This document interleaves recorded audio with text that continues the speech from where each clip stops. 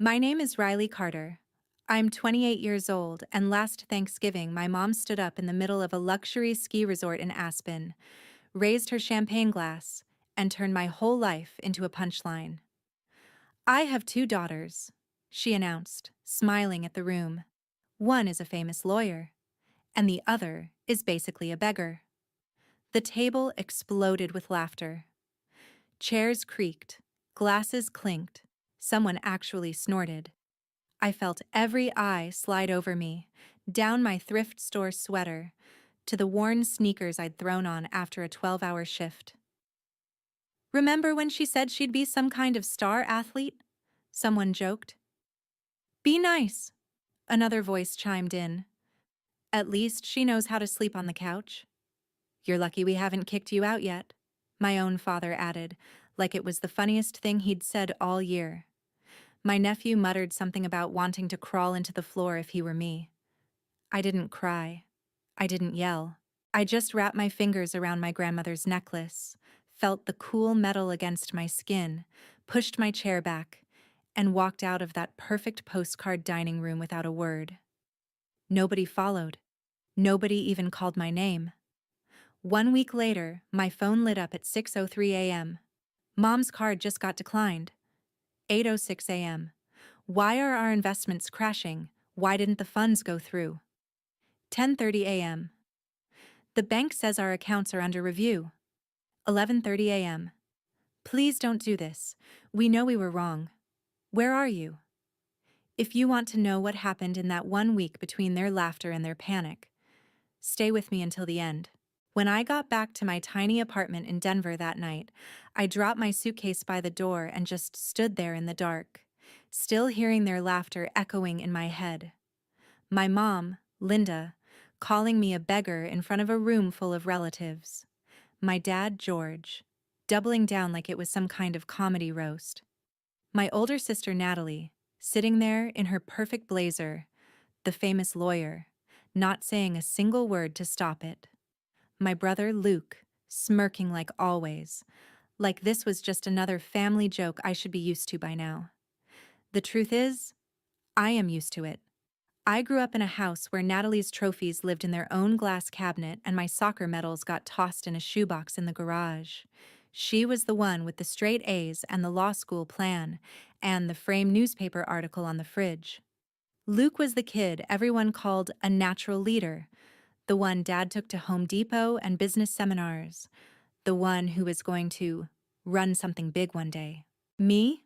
I was the kid who drew logos in the margins of my homework and begged for a cheap laptop so I could teach myself design and coding from YouTube. Every time I mentioned building an app, my parents would smile and say things like, "That's cute," or "Maybe keep a real job just in case." When I blew my knee in high school and my shot at a college soccer scholarship disappeared, the way they talk about it now, you'd think it was just another example of me quitting. They forget the surgery, the rehab, the nights I cried because my whole identity had shifted in a single bad landing. Over time, the comments got sharper. At family dinners, Mom would say, "If you worked half as hard as Natalie, you'd be fine by now."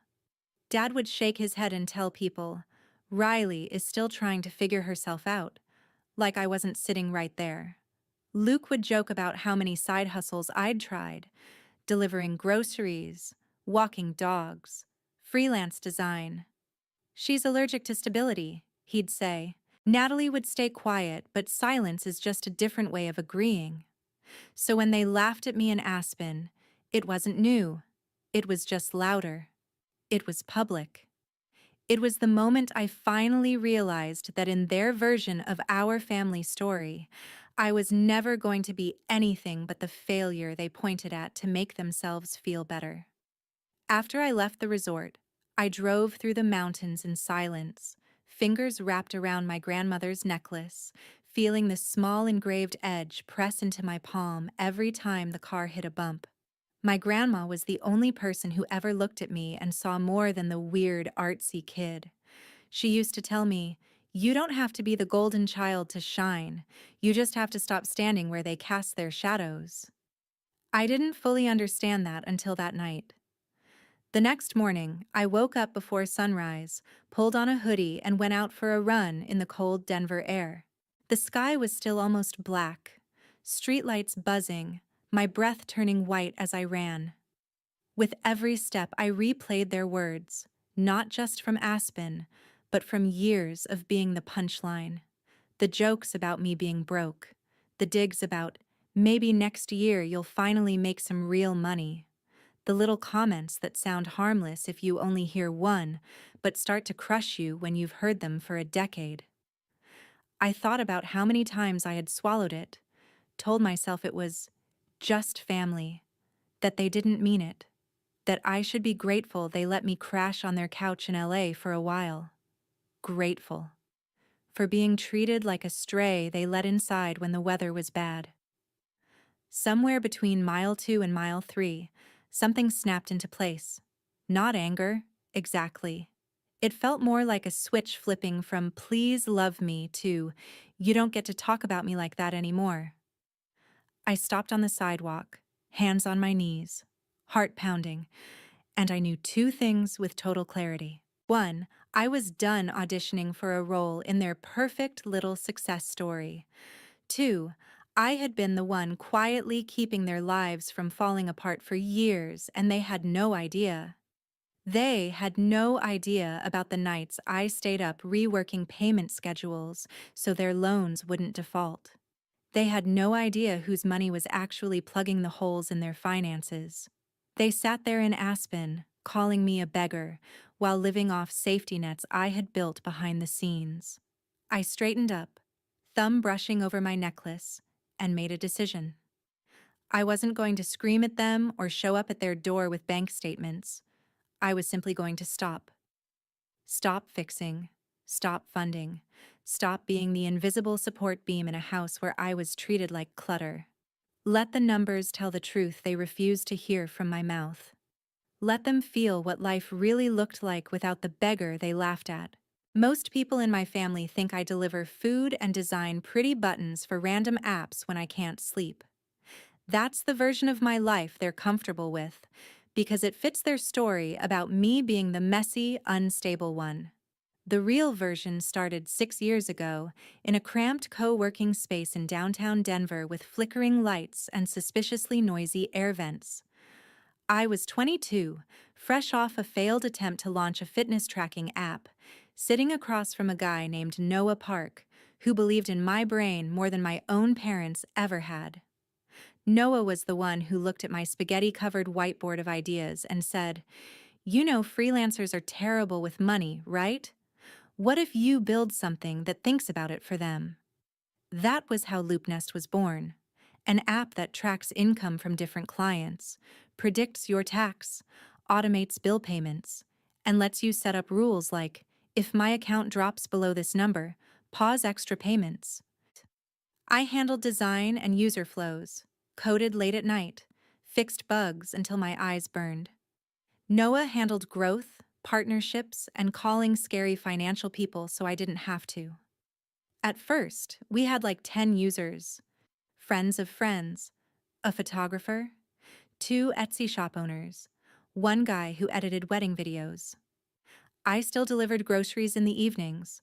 I still took odd graphic design gigs, and I still heard my dad say, "Are you ever going to get a job with a 401k?" But LoopNest grew. Slowly. Then, not slowly. A YouTuber mentioned us. A small business newsletter featured us. More people signed up. We added features, hired a tiny team, brought in an accountant. A local fintech blog wrote about the app built by a Denver girl in a hoodie. My mom never read that article. She doesn't follow that kind of thing. Somewhere in the middle of all of this, my family started having little emergencies. Luke's boutique gym in Dallas got hit by a burst pipe one winter, flooding the front studio. Insurance covered some of it, but not all, and he had a balloon payment on a loan coming up. He called me one night, half drunk, complaining that small businesses were impossible and he might have to close the whole thing. Natalie, the star lawyer in Los Angeles, had taken on a huge civil rights case that ate up her time and money. She racked up legal costs on her own card before the firm reimbursed her, had a nanny to pay, rent on a very nice apartment, student loans still gnawing at her every month. My parents, Linda and George, were quietly drowning in their mortgage and medical bills, pretending everything was fine, even when Mom started cutting coupons again, and Dad pretended he liked staying home more because gas was expensive. Aunt Brenda's catering business was just starting to recover from the pandemic, barely staying afloat after events were canceled for almost a year. To the rest of the world, they were all doing great. To me, with access to the numbers they shared in late-night phone calls, they were held together by duct tape and denial. That's where LoopNest came in. One night, staring at all the features we'd built for strangers, I added new rules for my own accounts. Extra income from my biggest contracts. It didn't go to clothes or vacations. It went to Family Safety Net, a folder inside LoopNest that split into 4 sub-accounts. Luke's gym debt, Natalie's credit and nanny costs, my parents' mortgage and utilities, Aunt Brenda's business loan. Using the same tools my users had, I created automated payments from my personal account straight to whatever bills were screaming the loudest. I didn't tell anyone. Not because I was some kind of martyr, but because I knew exactly how it would go if I did. They would politely thank me at first. Then they would expect it. Then they would rewrite the story in their heads so that my help became a background detail and their hard work stayed front and center. So instead, I let the app do the talking. I set a rule to cover shortfalls in Luke's gym lease if his revenue dipped below a certain line. I paid down part of Natalie's high-interest card every month so her balance stopped climbing. I made sure my parents' mortgage never hit more than 30 days late, pushing payments through right before penalties kicked in. I sent small but steady amounts toward Aunt Brenda's loan so the bank would back off. Over 5 years, those little emergency boosts added up. About $360,000 worth of little. Money I could have used to buy a house, to travel, to give myself the stability my parents never thought I could create. I tracked every cent in LoopNest. Every time I watched a red bar turn yellow or green because of my transfers, I felt this twisted mixture of pride and shame. Pride, because I had built something powerful enough to actually change people's lives. Shame, because I was using that power on people who still called me a failure in public. When Mom stood in Aspen and called me basically a beggar, she did it in a jacket she'd bought on a credit card that hadn't been sent to collections yet because of a payment I'd scheduled behind the scenes. When Luke went back to bragging about bouncing back after a flood, his rebound was literally paid for by the girl he said was allergic to stability. When Natalie ordered another glass of wine without thinking about it, it was on a card whose interest I'd been quietly killing for months. Standing in my apartment after that trip, I opened my laptop, logged into LoopNest, and pulled up the Family Safety Net dashboard. 4 columns, 4 names, a total that made my stomach twist. My finger hovered over the rules I'd written. Auto transfer every Friday. Cover late fees automatically. Round up spare income and apply to their balances. My chest hurt, not from anger this time, but from this bone-deep exhaustion. I had been their invisible safety net for years, and in return, they still saw me as a joke. I thought about my grandma's voice, about stepping out of their shadows. Then, very calmly, I started turning things off. One by one, I disabled the rules. I canceled future transfers. I reset my own thresholds, so extra money would finally stay in my account instead of bleeding into theirs. I didn't delete any records. I didn't touch their logins. I didn't hack anything. I just removed myself from the equation. LoopNest pinged a quiet confirmation sound each time I hit save. To anyone else, it would have been nothing.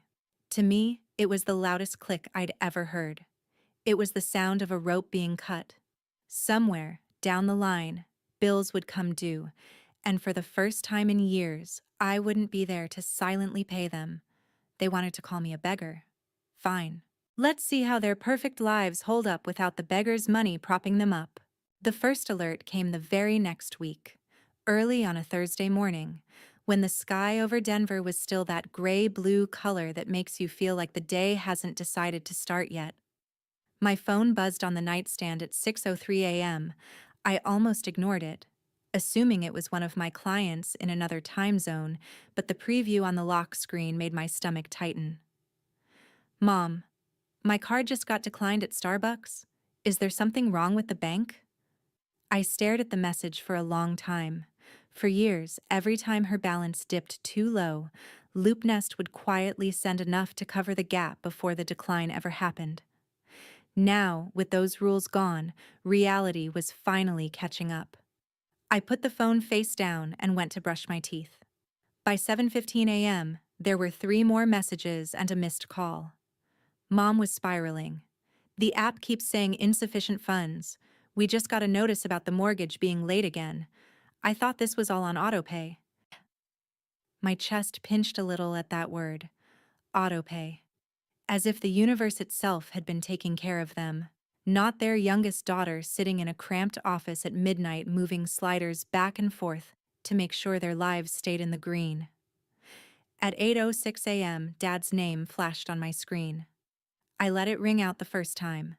The second time, I picked up and held the phone to my ear without saying anything. Riley! His voice snapped, breathless, like he'd just come in from outside. Do you have any idea what's going on with the investments? The account is saying our funds transfer didn't go through this month. The guy from the bank said we're in some kind of review. What did you do? I closed my eyes and leaned my head back against the wall. There it was. The assumption that if something was wrong, I had broken it. Not the years of them borrowing against the future, refinancing, taking on more than they could realistically pay back. Me. I didn't do anything, I said evenly. Did you pay your bills with your own money? There was a quiet beat on the line. I could almost hear his brain trying to spin that sentence into something he could understand without admitting what it really meant. Don't be smart with me, he shot back. We've never had problems like this before. All of a sudden, the mortgage is flagged, the credit card payment bounced, the retirement account is frozen for risk assessment. That doesn't just happen out of nowhere. I remembered clicking those disable rule buttons, one after another, until the family safety net dashboard went still. It didn't happen out of nowhere. It happened from right here, in my apartment, with my own hand. Maybe you should ask your bank, I said. You're the one who's always in control, remember? Before he could answer, I hung up. My hands were shaking, but underneath the tremor was something sharper. Relief. For the first time, the weight around my neck wasn't the necklace. It was the debt I had never signed up for. By 10:30 a.m., my phone was a small storm of notifications. A screenshot from Natalie of a bank email. Subject line, account under review. Her text underneath, my accounts are being temporarily frozen until I clear an outstanding balance. This is insane. I had everything scheduled. Did you mess with anything when you stayed here last? There was another message right after it. If this is some kind of punishment for the other night, this isn't funny. I have court this week. I can't have my cards bouncing. For a few seconds, anger bubbled so hot it felt like static in my ears. Punishment. Funny. As if I had hacked into her life just to inconvenience her week, instead of spending 5 years quietly steering her away from financial disaster. As if she hadn't sat in Aspen and let Mom label me a beggar while she watched from her pedestal. I typed out 3 responses and deleted all of them. Finally, I settled on nothing at all. Silence felt more accurate than any paragraph I could send. At 11:30 a.m., a voicemail came in from Mom. Her voice was nothing like the bright, performative hostess at the resort. It was smaller, cracked at the edges. Riley, honey, please call me back. The mortgage company called again. They said if we don't make a full payment this week, they'll start the foreclosure process. Your father's retirement account is locked until we settle some past due amount. Natalie says her cards are being reviewed. Luke is saying something about the gym lease. I don't understand what's happening. Please don't do this. Whatever this is. We know we were wrong at dinner, okay? We were just joking. Please. Where are you? I listened to it twice. Once with my heart. Once with my head. My heart heard my mom, scared and confused, realizing maybe for the first time that the ground under her feet was not as solid as she thought. My head heard years of minimized apologies, of, we were just joking, of me being asked to swallow hurt so things could go back to normal. Normal meant I paid the price so they didn't have to. I replayed Aspen in my mind. The champagne, the laughter. My dad's voice saying I was lucky they hadn't kicked me out. Lucky. I thought about every bill I'd paid while they rolled their eyes at my gig jobs. Every time I'd chosen their stability over mine. I pressed my thumb against the back of my phone, feeling the heat of the screen. Then I hit record and kept my voice calm. Who are you? I said. Do I know you? Why should I help? I didn't raise my voice. I didn't curse. I just sent the message and set the phone down next to my keyboard. My hands were steady now. Outside, the sun was finally up, catching on the snow still clinging to the edges of the sidewalks. I grabbed my running shoes and my grandmother's necklace, looping the chain around my fingers as I laced up. On the trail, my footsteps thudded in time with a thought I couldn't shake. For years, they had treated my life like a joke, and my exhaustion like laziness. Now, the joke had stopped paying their bills. Actions have consequences. For the first time, those consequences weren't landing on me. I thought the messages would slow down after that, but they didn't. They multiplied. By Friday afternoon, my phone looked like a fire alarm. Missed calls from Mom, Dad, Natalie, even Luke, which almost never happens unless he wants something. I muted the family group chat after Mom sent a long paragraph about misunderstandings and, we didn't mean it like that, and then immediately followed it with, also, do you know why the electric bill bounced this month? The company said the account used to be in good standing. Used to be. That phrase hit me harder than I expected. On Saturday, I was in the parking lot of a grocery store dropping off an order when my phone buzzed with a notification from the building's front camera.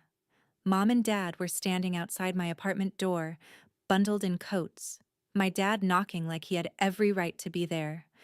My mom glancing around the hallway like someone might see her and ask what went wrong.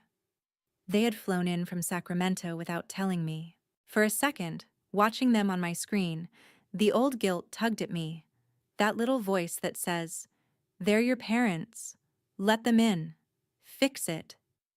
Then I remembered Mom standing in front of a room of people calling me a beggar with a smile. I remembered Dad saying I was lucky they hadn't kicked me out. I slipped my phone back into my pocket and drove to my next delivery. Later, I played the audio from the intercom. She's not answering, Mom whispered. What if something happened to her? Dad muttered. Nothing happened to her. She's just being dramatic. She probably did something with the accounts and now she's hiding. The idea that I was some reckless hacker breaking things for attention would have been funny if it weren't coming from the same man whose mortgage I'd been saving for years. That night, I was at my usual coffee shop, headphones on, working through a client's onboarding flow when someone knocked on my table. I looked up and saw Natalie and my dad standing there, too sharply dressed for the mismatched chairs and chipped mugs around us. My stomach dropped. I hadn't told them where I worked. Mom must have dug through old emails, found an invoice, tracked the address. Of course she had. Can we sit? Natalie asked. She didn't wait for an answer. They both slid into the chairs across from me like this was a scheduled meeting. You look busy, my dad said, glancing at my open laptop.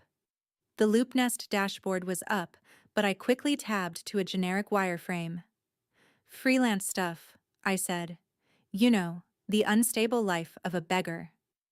Natalie flinched a little at that, eyes dropping for half a second before she straightened her spine again. We need to talk about what's happening, she said. The timing is, Suspicious. I took a sip of my now cold coffee. What timing? Dad leaned forward. Your mother's card being declined, the foreclosure warning, the sudden issues with my retirement account, Natalie's accounts being frozen. Brenda just called and said her business line of credit is under review too. It all started right after you stormed out in Aspen. That is one hell of a coincidence. There it was again. The assumption that my anger was the problem, not their entire way of treating me.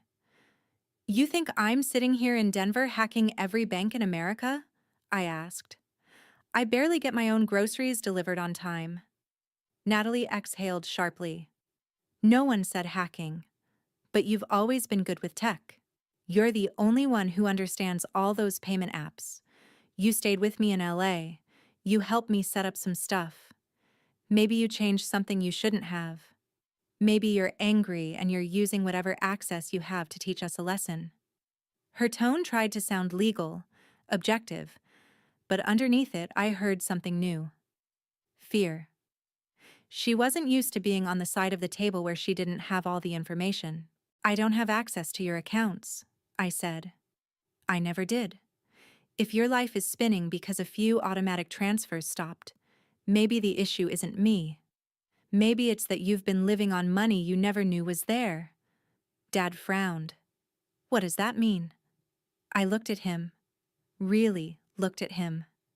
The lines in his forehead were deeper, his eyes more tired than I remembered. For a second I almost softened. Then I thought about how easily he had humiliated me in front of everyone, how quickly he defaulted to believing I was the one who broke something. It means you should probably call your financial institutions, I said. Ask them who's been making sure your lights stay on. Dad slammed his palm lightly on the table enough to rattle my cup. You don't get to talk in riddles, Riley. We are your family. I felt the necklace under my shirt, the small pendant resting against my skin. Family. The word that had been used to excuse every dig, every joke at my expense, every time they brushed off my hurt because we're just teasing. That's what families do. I packed my laptop slowly, slid it into my backpack, and stood up. I have a meeting, I said. If you really want answers, you're not going to get them by ambushing me in coffee shops and accusing me of crimes. Then how? Natalie demanded. Her voice cracked on the last word. It was the closest thing to vulnerability I had heard from her in years. I paused, thinking. For once, I had leverage. Not the kind you wave around to hurt people, but the kind that forces them to finally see you, to listen. Thursday, I said. 7 p.m. at this same place. Bring Mom. Bring Luke. Bring whoever else thinks I ruined their life. If you want to understand what's going on, everyone needs to be in the same room, and you need to actually shut up long enough to hear me. Dad narrowed his eyes. Why Thursday? Because I said so, I replied. You've been running my life on your schedule for 28 years. You can clear one evening for me. For once, neither of them had a quick comeback. Natalie glanced at Dad, then back at me. Fine, she said. We'll be here. They left, the bell over the coffee shop door jingling as it swung shut behind them. I sat back down, heart pounding, hands shaking just a little. A few minutes later, my phone lit up with a notification. A text from my nephew, Mason. Hey, Aunt Riley, Mom and Grandpa are freaking out. They said they saw you. I just wanted to say, I didn't think the joke at Thanksgiving was funny. I thought it sucked. Also, I've been using your app with some friends. It's actually brilliant. If you ever have time, could you maybe teach me some stuff about coding? I stared at the word brilliant until my eyes blurred. Someone in this family saw me. Someone who wasn't asking for money just for knowledge. I typed back, sure. We can start after I deal with some things this week. And for the first time since Aspen, I felt something other than anger or exhaustion. I felt focused. They wanted to know what had happened to their perfect, stable lives. On Thursday at 7 p.m., in a cramped Denver coffee shop that smelled like burnt espresso and vanilla syrup, I was finally going to show them. Thursday at 7, the coffee shop felt smaller than usual, like the walls had leaned in to listen. I got there early, took the table in the corner near the back, and watched the door while pretending to rearrange screens on my laptop. Noah sat a few tables away with his own computer, headphones around his neck, pretending to work but obviously on standby. We had talked the night before, going over every detail, every payment, every contract, making sure we were covered. The bell over the door jingled at 7:02.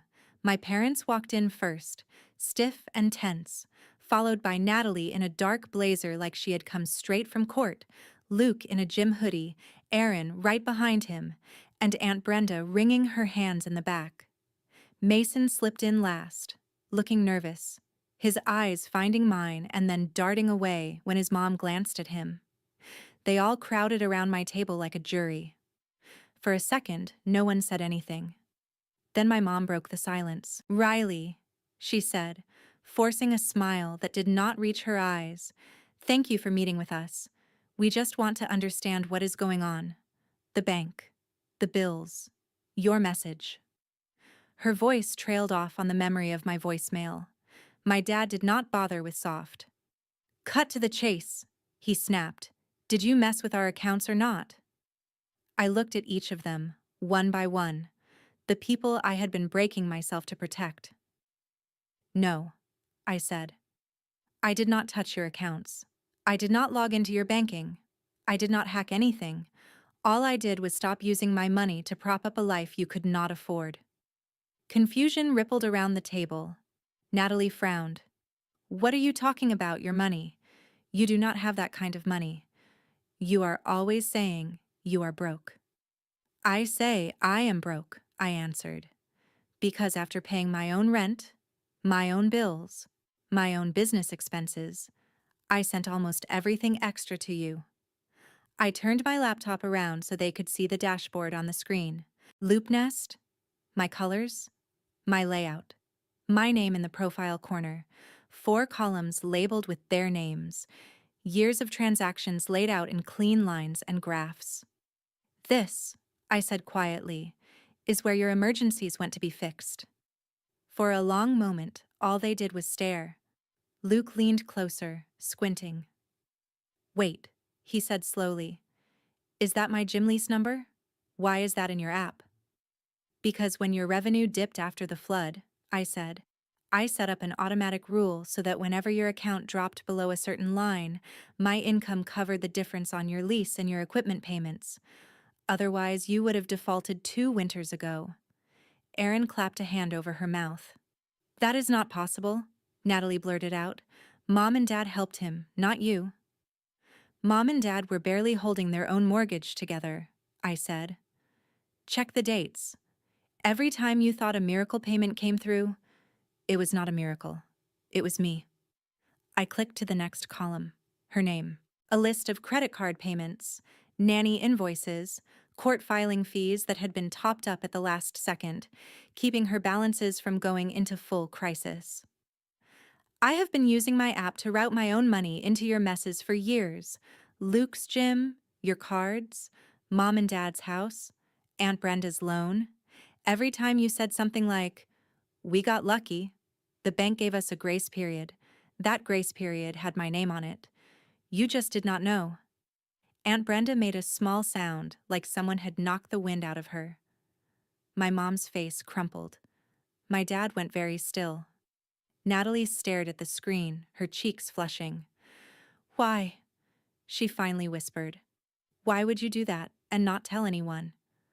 I shrugged, feeling more tired than dramatic. "Because I knew exactly how it would go if I did. At first you would be grateful. Then you would start to expect it. Then you would rewrite it in your head so that my help was just background noise and your hustle was the main soundtrack. And the whole time, you would still sit around tables making jokes about how I am the one who cannot get my life together." Luke scoffed, but there was no real conviction in it. This is insane. Even if you helped sometimes, you do not just get to yank it away and watch everything crash. That is messed up. I met his eyes. You mean I do not have to keep paying your bills forever so you can keep pretending you built your empire alone? He looked away first. Natalie swallowed hard. And this app, Loop Nest, you built this? No, I said. I did not build it. I co-founded it. I tilted my head toward Noah. He is the other brain. Hi. Noah gave them a small, polite wave, sliding his headphones fully off. We have accountants, lawyers, investors. All of them know exactly where the money came from. We have records of every transfer, every deposit. It is all above board. No one touched your accounts. We just created an automated safety net that you did not know you were standing on. My dad's eyes narrowed. You are telling me you have been throwing money at us instead of building a future for yourself. That is irresponsible, Riley.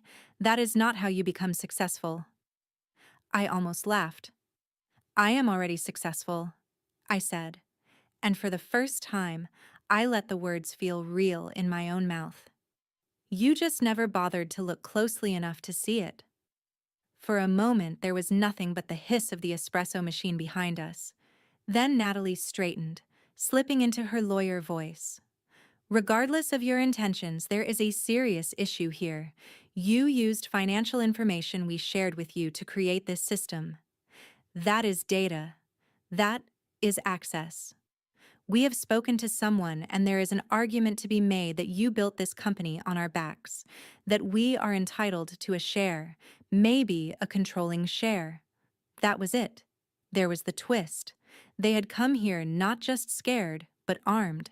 They had already decided, somewhere between the mortgage notices and the declined cards, that my work belonged to them. You spoke to a lawyer, I repeated slowly, about suing me. The beggar daughter. My mom gasped. Natalie, she started, you said you were just going to get advice, not actually. Natalie cut her off. I said I would explore our options. Riley is using payments and financial tools that involved us. A court might see that as leverage. At minimum, you owe us equity. Noah's eyes flashed, but his voice stayed calm.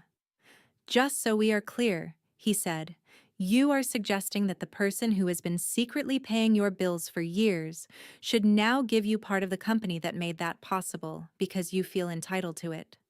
My dad bristled. We are not saying entitled. We are saying this is a family effort.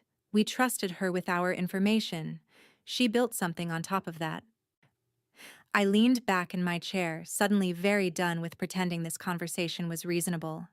You did not trust me, I said. You pitied me. You tolerated me sleeping on your couch. You told anyone who would listen that I could not commit to anything. You laughed about my so-called side hustles while I sat there and quietly rerouted my paychecks to keep you from collapsing. The only time you even thought about ownership was when the money stopped coming. Natalie opened her mouth, but Noah spoke first. You are a little late on the equity conversation anyway, he said, glancing at me for permission. I nodded. We signed a term sheet last month. A fund out of San Francisco is buying a majority stake in LoopNest. Due diligence is almost done. Their legal team has gone through every cent. They know exactly how much of Riley's personal income went to patching up your finances. If you file anything claiming you had some kind of right to the company, you are not going to get a payout. You are going to get letters asking why you think you deserve to profit from money you did not earn. Silence slammed over the table. Luke's mouth fell open. Aunt Brenda whispered something in Spanish under her breath. My mom stared at me like she was seeing a stranger. Natalie looked like someone had pulled the floor out from under her. You sold the company, she said quietly. You did all this, and you never told us. I felt the pendant of my grandmother's necklace press against my collarbone when I nodded. It is my company, my work, my risk. I told the people who supported me, Noah, my team, my friends here. The people who did not roll their eyes every time I said I was building something. You had years to take me seriously. You chose not to. Luke's voice came out sharp and ugly. So what? This is your revenge. Let us drown while you cash out and play the victim online. I met his stare without flinching. This is me stepping out of the way of the consequences you created, I said. You borrowed more than you could pay back. You spent like the money would always magically show up. I was the magic. I turned it off. Mason finally spoke up, his voice small but clear. You guys, he said, looking around the table. I have been using Loop Nest with my friends. We all love it. She did something real. You cannot just act like she owes you because you are embarrassed now. Natalie shot him a warning look, but he did not back down. For a moment, nobody seemed to know what to say. The power dynamic had shifted so far it was almost unrecognizable. My dad, who always had the last word, sat there with his jaw clenched, no words coming. My mom's eyes were glossy, guilt and fear warring on her face. Aunt Brenda looked ashamed. Luke looked furious. Natalie looked calculating. The way people do when they are realizing their usual tricks will not work. I closed my laptop and wrapped both hands around my coffee cup, grounding myself in its warmth. Here is what is going to happen next, I said. Nothing. For a while. The transfers are off, and they are staying off. I am not going to jail. You are not going to magically get a piece of a company you never believed in. You are going to go home and deal with your banks like every other adult in this country. I stood up. If any of you want to talk again after that, really talk, not yell or accuse, or treat me like a walking ATM, we can set up a time. In my office, on my terms. Until then, we are done. I started to walk away, and behind me, I heard my mom's voice break. Riley, please, she said. We are your family. I touched my necklace, the metal cool under my fingertips, and kept walking. For years, family had meant I was the one who had to bend, to swallow, to pay. Maybe it was time for family to mean something else, or nothing at all. The following Monday, I met them in a place they had never bothered to picture when they thought about my life. The Loop Nest office in downtown Denver. Floor-to-ceiling windows, a row of mismatched plants someone's girlfriend had donated, whiteboards covered in diagrams and sticky notes, desks with secondhand chairs and expensive monitors. It was not some giant tech campus, but it was real. It was mine. I stood by the glass conference room as they filed in, out of place in their heavy coats and tight expressions. Mom and Dad sat together, shoulders touching like they were bracing for impact. Natalie took a chair closest to the door, as if she might bolt if things went too far. Luke leaned back, arms crossed, trying to act unbothered. Aaron and Aunt Brenda sat quietly, eyes everywhere, absorbing everything. Mason took a spot near the end of the table across from me, notebook in front of him like he was here to learn, not to argue. I clicked a remote and a big screen lit up with charts and simple slides. Not the dramatic kind, just facts. This, I said, is what you never saw. Revenue graphs, a timeline of user growth, a list of features we had shipped, a screenshot of a tech article with my name in it, another with Noah's, a calendar showing late nights and weekend sprints that they used to call wasting your 20s. Then, without raising my voice, I laid out the numbers that hurt. 4 folders sat on the table, each with a name: Luke, Natalie, Mom and Dad, Aunt Brenda. Inside were printed summaries of every transfer I had made for them. Dates, amounts, purposes, mortgage top-ups, card payments, lease coverage, late fees I had eaten so their accounts would not fall apart. Together, just over $360,000. No accusations, no theatrics, just math. The room went very quiet. My dad flipped through his folder, his hands trembling slightly. My mom's eyes filled as she traced a line item paying for a roof repair she had convinced herself the insurance company had randomly covered. Aunt Brenda stared at the total at the bottom of her page like it was in another language. Luke skimmed his quickly, jaw clenched, while Aaron read every single line, tears gathering silently. Natalie went sheet by sheet, lawyer brain turning, realizing how much debt would have exploded without those payments. "This is not a guilt trip," I said, before they could spin stories in their heads. "This is a record. This is what actually happened underneath the version you tell at dinner tables. I am not showing you this so you will grovel. I am showing you so we can finally talk about the same reality." Mom wiped her cheeks. "Why didn't you come to us?" she whispered. "If you were this successful, if you were doing all this, why did you let us talk about you that way?" I swallowed. The truth was ugly, but it was honest. "Because for a long time, I thought you were right," I said. "I thought if I just proved myself a little more, if I rescued you one more time, you would finally see me as something other than a disappointment. I thought if I took care of everything silently, that was the price of being loved. And you know what I got in return? Jokes. Eye rolls. That speech in Aspen." Luke looked up, eyes glossy with a mixture of anger and shame. "We did not know," he said. "You never said anything." "You never asked," I replied. "You never wanted to know what my life actually looked like. You liked me small. You liked me desperate. It made you feel bigger." Natalie flinched like I had slapped her, but she did not argue. She knew it was true. She had watched me sleep on her couch and still call me lazy in front of her colleagues. Noah stepped in then, not as my co-founder, but as the person who had watched this whole thing unfold. "Here is the legal side," he said gently. "Every dollar that went through this system for you came from Riley, her income, her contracts, her equity. You did not fund this company. You did not sign anything. You did not sit in this office at midnight fixing bugs. You did not risk your credit or your sanity to get it off the ground. Riley did. There is no judge in the world who is going to look at these records and say you are entitled to what she built. There is no case. Just hurt." For once, Natalie did not argue the law. She just stared at the table. I took a breath and pushed forward, because this was the part that mattered.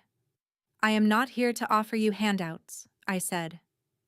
"I am not here to go back to the way things were. That is over. But I am also not interested in watching you implode if there is another way. So here are your choices." I looked at Luke first. "You can keep pretending the gym is one big comeback story until the bank takes it. Or you can sell part of it now, deal with your debt honestly, and maybe walk away with something. If you want help structuring that, I will lend you my time, not my money. We do it on paper, with contracts. So I am not your invisible safety net anymore." His throat bobbed. He did not say yes, but he did not say no. To Natalie, I said, "You can keep living on the edge of every billing cycle, then blame me when it catches up. Or you can sit down with a financial planner and stop treating your credit cards like magical free money. I will connect you with someone. You will pay them yourself. And if you ever joke about me being a beggar again, I will block your number." Mom winced at that, but she did not defend the joke. To my parents, I was softer and sharper at the same time. "You need to talk to a counselor," I said, "not because you are bad people, because for years you measured worth in titles and trophies, and it made you blind. You can stay blind if you want. You can keep pretending this is all about one angry daughter who overreacted. Or you can sit in a room with someone neutral and start unlearning the idea that success only looks like a law degree and a business suit. I will not pay for that therapy. But if you go, if you do the work, I will consider showing up for holidays again in the future." "Maybe?" Aunt Brenda shook her head, tears running down her face. "I am so sorry, Mija. she said. I knew you were helping me. I just did not know how much. I will pay you back, even if it takes me the rest of my life. We can figure out a plan, I told her. Fair. On the record. No secrets. Then I turned to the one person in the room who had not asked me for anything but time. And you, I said to Mason. If you still want to learn to code, I meant what I said. You can intern here after school. We will start with basics. You can sit in on product meetings. You can see what building something looks like before the world decides if it counts. His face lit up in a way that made the whole meeting worth it. Yeah, he said. I want that. I really want that. The room shifted then, just slightly. The anger did not disappear. The hurt did not magically dissolve. But something else entered. Reality. The fantasy that I was a screw-up and they were the flawless success story was gone. In its place was a messier, truer picture. They were adults who had made bad financial choices and hid behind jokes. I was the kid they discounted who had built the thing that saved them, and then chose to stop. When the meeting ended, there were no big group hugs, no sweeping movie moment. Mom hugged me too tightly at the door, crying into my shoulder, whispering that she was sorry, over and over. I did not say, "It is okay," because it wasn't. I just said, "Thank you for saying it," and stepped back. Dad shook my hand, of all things, his grip firmer than his voice. I did not know, he said, about any of this. You did not want to know, I replied, not unkindly. There is a difference.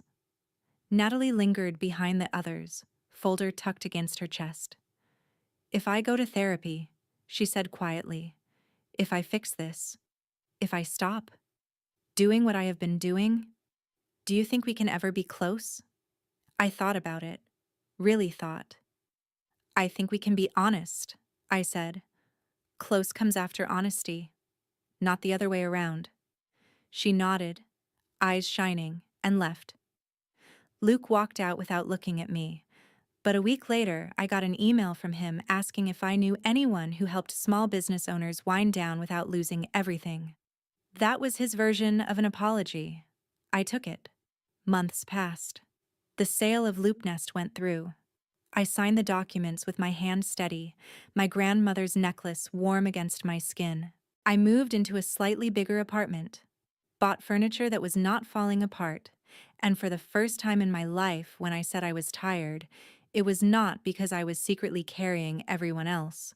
It was just my own life, and that was enough. I did not go back for Thanksgiving that year. Instead, I went hiking in the snow outside Denver, my breath visible in the cold, my phone buzzing in my pocket with pictures from Mason of the code he was writing, little screenshots of his first working projects. I smiled, turned my phone on silent, and kept walking. People like to say that family is everything, that you owe them endless loyalty, endless chances, endless forgiveness, no matter what they say or do. I used to believe that. I used to think that if I just endured the jokes and swallowed the hurt, one day they would see me. What I have learned is this. Family is not a free pass to treat someone like a punchline. Love without respect is just control in a nicer outfit. You can care about people and still refuse to finance their denial.